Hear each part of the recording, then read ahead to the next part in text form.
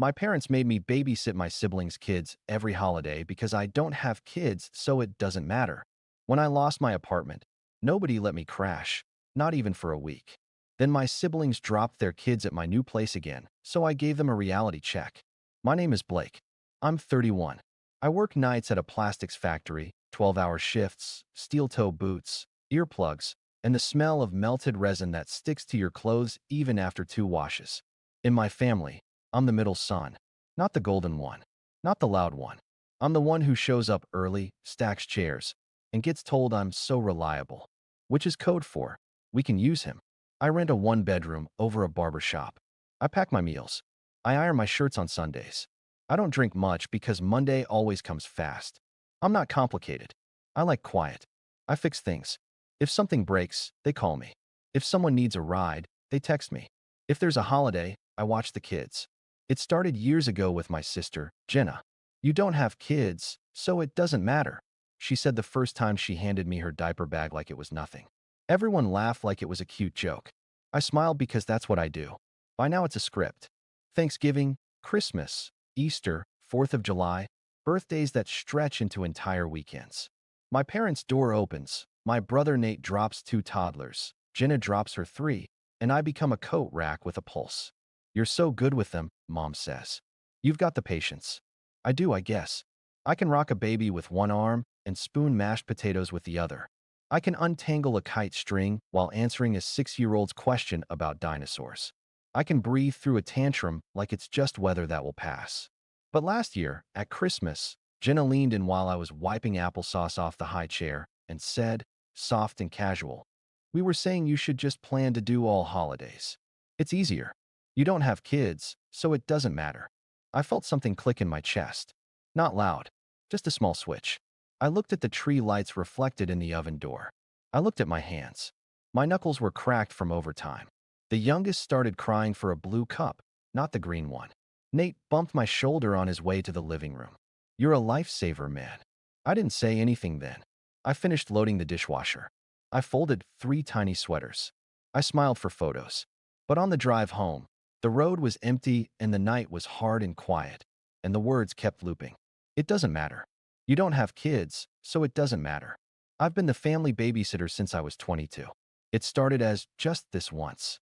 Then you're so good at this. Then you're already used to it. Somewhere along the way it became expected. No one ever asked if I needed anything in return. When I said I had a shift, they said, "You can swap." When I said I needed sleep, they said, "You nap when the kids nap." When I said nothing, they took it as yes. Jenna is the schedule maker. She sends group texts like a project manager. "Sunday lunch 1 p.m. Blake, you'll do kids' table?" There's always a winky face like that makes it friendly. Nate is the good time dad. He arrives late, leaves early, and posts selfies with captions like, "Family first." My parents run the background commentary. "Your sister's got her hands full. Your brother's business is stressful. You're so flexible, Blake." Bless you. 3 summers ago, I was saving for a better apartment. Rent was $1,050. My take-home barely covered it, and my car needed a new timing belt. I worked overtime, grabbed any extra shift they'd let me have, and stopped eating lunch from the vending machine. Then Jenna called. "Weekend wedding. No kids. Please, please. We'll be back Sunday morning." I said yes. It was automatic. They dropped them Friday evening with 2 duffel bags and a list. "Bedtime routines are on the fridge," she said. "Love you." By Saturday night, the baby had a fever and the 3-year-old vomited on my couch. I sat on the bathroom floor at 2:30 a.m. with a washcloth and a calm voice I didn't know I had. They came back Sunday at noon, tan lines from the lake, tousled hair. Big smiles. "You're the best," Nate said. They handed me a Starbucks gift card. Balance, $25. I told myself it was fine. Family helps family. I kept working. Once, I added up my help out of curiosity. Over 12 months I had counted. 29 full days, 14 half days, 7 late nights. Total hours, 326. If I'd been paid even $12 per hour, that was $3,912. That year, I ended with $143 in my savings account. Then my building sold. The new landlord raised rent to $1,350 with 30 days notice. I ran the numbers 6 different ways. With my overtime cut for budget reasons, I couldn't make it. I swallowed my pride and called Jenna. Hey, I said, my lease is ending. Can I crash for, like, a week while I find a new place? Just a week. She hesitated. Oh, Blake, you know we don't have space. The baby's crib is in the office now. Plus, routine. Right? Routine. I tried Nate next. Man, I wish, he said. We're doing a kitchen reno. Dust everywhere. You wouldn't be comfortable. I drove to my parents'. Mom opened the door with a dish towel over her shoulder. Your father's napping. She whispered like that meant I should leave. I asked anyway. Just a week. Mom sighed. You're a grown man, Blake. We raised you to be independent. We can't enable you. You'll figure it out. You always do. I slept in my car for 2 nights behind the factory, then at a cheap motel that smelled like cigarettes. I kept working. I kept my mouth shut. The third day, my supervisor took one look at me and said, clock out early before you drop. I found a studio through a guy at work. Mold on the bathroom ceiling, but $900 in utilities included. I moved in with 4 boxes and a mattress on the floor. On my first night, Jenna texted, congrats on the new place. By the way, can we drop the kids Saturday? It's just brunch, 10 to 2. I stared at the screen. My eyes burned. I typed no, then erased it. I typed I can't, then erased it. I typed okay. Saturday turned into 9:15 to 4:30. They forgot the diaper bag. They came back with iced coffees, and Nate said, you're a rock star. I wasn't. I was just tired. The pattern continued. I'd say I had plans. They'd say it won't take long. I'd say I needed sleep after night shift. They'd say, we'll be quick. Once, I woke to a knock and found 2 kids and a note on a paper plate. Back by 5. THX. No signature, because why sign what you think you own? The only time anyone counted hours was when I asked for help moving a couch up my stairs. We can't lift heavy things, Nate said. My back. 10 minutes later, he posted a gym selfie. Deadlifts, 315. I started writing things down. Date, drop-off time, pick-up time. Miles driven to the park. Snacks bought. I didn't know why. Maybe I needed proof that I wasn't being dramatic. Then came the day I lost my old apartment key from the key ring. It fell between my seat and the console. I pulled it out and realized I'd been carrying it like a souvenir from a life where I thought I'd get help if I ever needed it. I sat in the car and laughed. It wasn't a happy sound. 2 months later, the studio felt a little like home. I bought a second-hand table. I hung a cheap curtain. I changed my phone's vibration for family texts so I could ignore it easier. My supervisor offered me weekend overtime. It was the first time in years I could say sorry, I'm busy, and mean something else. That Saturday, 8:03 a.m., Jenna, dropping the kids at 10. We'll pick up after lunch. I typed, no. She replied with 3 dots. Then, haha, funny. See you at 10. I put my phone face down and made coffee. I watched the steam curl. The vibration rattled the table. Dad, then Mom, then Nate. Family helps family. Don't be selfish. We all do our part. The old script. At 10:12, I heard feet on my stairs. I opened the door before they could knock again. Jenna stood there with a stroller, diaper bag, and a smile that was already halfway past me into my apartment. Nate had his keys still in the ignition downstairs. Their kids were in various states of costume. A cape, a tutu, a dinosaur tail. Okay, Jenna said, breezy. We'll be back at 2, maybe 3. The brunch has bottomless. No, I said. She blinked. Sorry, no drop-offs. Not today. Not anymore. Nate clomped up the last step, out of breath like he'd climbed a mountain. Dude, we're late. Just take them. We'll be quick. I asked for a week when I lost my place. I said. My voice was even. No one had space. Not one night on a couch.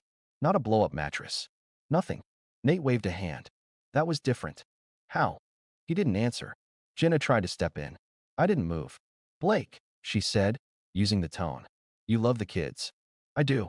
Loving them doesn't mean raising them for free on my days off. Silence. The kids were lined up behind my doorway like a small parade. The baby kicked one sock off.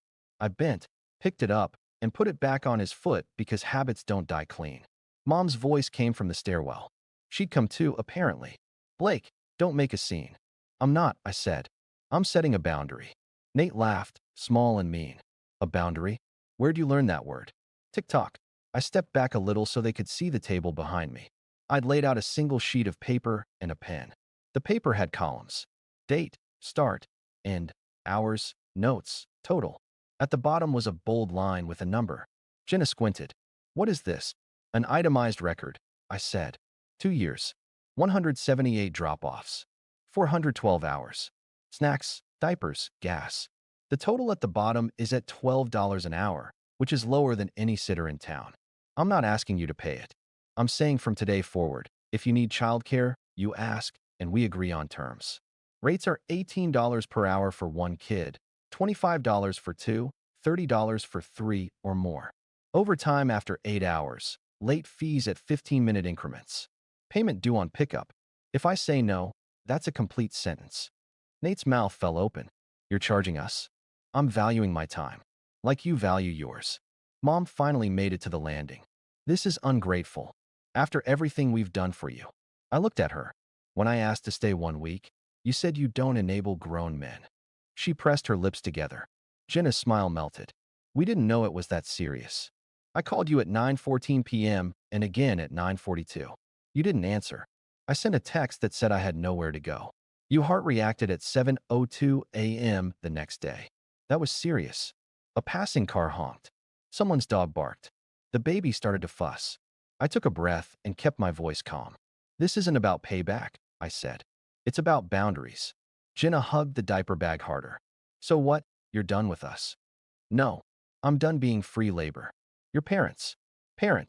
Nate looked past me into the apartment, at the mattress on the floor, at my single chair, at the second-hand table with one leg shimmed with a folded grocery ad. I let him look. He'd never asked to see my life. He only ever used it. Mom tried again. We're family. And I am family too, I said. I matter. I stepped away from the door. You can come in and feed them breakfast while you figure out new plans. Or you can take them with you. Either way, they are not staying here today. Nate muttered something under his breath. Jenna's eyes were wet, angry wet. She tried one more card. The kids will be disappointed. I nodded. Kids are resilient. Adults can be too. For a long second, nobody moved. Then Nate picked up the dinosaur backpack and slung it over his shoulder. Fine, he said. We'll figure something out. Jenna hesitated, then turned the stroller. Mom didn't say goodbye. Their footsteps went down, down, down, the sound shrinking until it was just my own breathing in the doorway. I closed the door quietly. My hands shook a little. I made coffee and sat. The apartment was too quiet. I let it be. The group chat lit up within 10 minutes. Mom, I can't believe you embarrassed us like that. Nate, way to make things harder. Jenna, you could have given a heads up. I put my phone on Do Not Disturb and slept 4 hours. Real sleep, the kind without dreams. When I woke up, I had 32 missed messages and one voicemail from Dad that started with son and ended with call your mother. I didn't. The next week was a parade of small consequences. Jenna posted a vague status about some people forgetting where they come from. Nate called me twice and hung up twice without leaving a message. Mom cornered me in the grocery store by the rotisserie chickens. You always were sensitive, she said. I heard myself laugh. It sounded normal. At work, I took the weekend overtime. Saturday night, I stood in the hiss and clatter of the line, the machine's rhythm steady, and I felt something simple and huge, a weekend that belonged to me. I went home aching and happy. I ate pasta at midnight. I watched a dumb movie. On Sunday morning, I didn't hear tiny fists on my door at 8:05. I heard nothing. It was beautiful. On Tuesday, Jenna texted me directly. We need to talk. I said, okay. My place, Thursday 6. She wrote, I can't do nights. I wrote, Saturday 11. She wrote, fine. She arrived with a notebook like she was negotiating a raise. No kids. Just her. She sat at my table, looked at the shimmed leg, and then at my face. We didn't know you were keeping track. I had to, I said. Otherwise, I was just a feeling. Feelings are easy to argue with. Numbers aren't. She nodded, slow. I want to say I'm sorry, she started. But I'm also mad. You can be both. She exhaled. You're right about the apartment. I should have said yes. I'm sorry. Thank you, I said. She glanced at the paper I slid toward her. The header said, Child Care Agreement, Family. Under it, rates, boundaries, cancellation, late fees, respect clause, no guilt trips, no sarcasm, no drop-offs without confirmation. She read it twice. This feels cold. It's a contract, I said. Contracts aren't warm. They're clear. She put her finger on late fees. This part is petty. This part is about me getting my life back. She looked at me, really looked, like she was meeting me for the first time. How long have you felt used? I thought about answering 9 years, but I didn't. A while. She leaned back. We say you don't have kids so it doesn't matter, because we're tired. But it was lazy and cruel. Her eyes watered. Do you hate me? No, I said. I love you. That's why I'm stopping this. She signed. I signed. We shook hands like strangers. It felt correct. Nate didn't come to my apartment. He sent a string of texts like firecrackers. Insane, selfish, you'll die alone. Then a meme about cats. I didn't respond. He finally called. I let it ring out, then texted, happy to talk when you can speak respectfully. He replied, LOL, which I took as a no. 2 weeks later, Jenna tested the line. 2 hours Saturday. Paid, of course. I checked my schedule. Yes, 1 to 3. She was on time.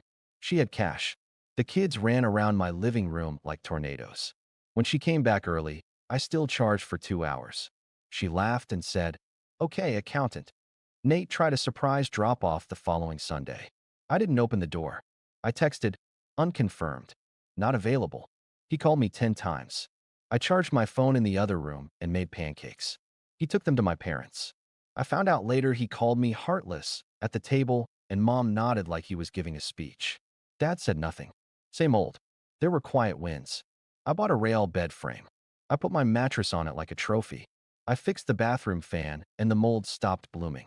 I took a walk after night shift and watched the sky turn from gunmetal to blue-gray to pale, clean daylight. No stroller. No sippy cups. Just my feet, my breath, the morning. Money changed too. One Saturday with Jenna's 2 hours at $25 per hour paid for my bus pass. One Friday overtime bought all my groceries. The math started to feel like air instead of water. Then I got sick. Not dramatic. A flu that punched me flat. I texted the family chat. Down for the count. Turning my phone off. Do not drop kids here. Someone put a laughing emoji. I turned my phone off anyway. I slept, sweated it out, woke starving and made toast. It was a small thing, but it was mine. At church on Easter, I sat in the back. Mom looked over her shoulder 3 times. After, she said, you could sit with us. I said, I like it here. She said, you're breaking your father's heart. Dad was laughing in the parking lot with a friend.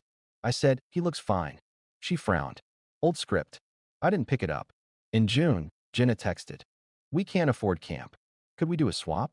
I help you with your place one weekend. You take kids next? I said yes to the swap.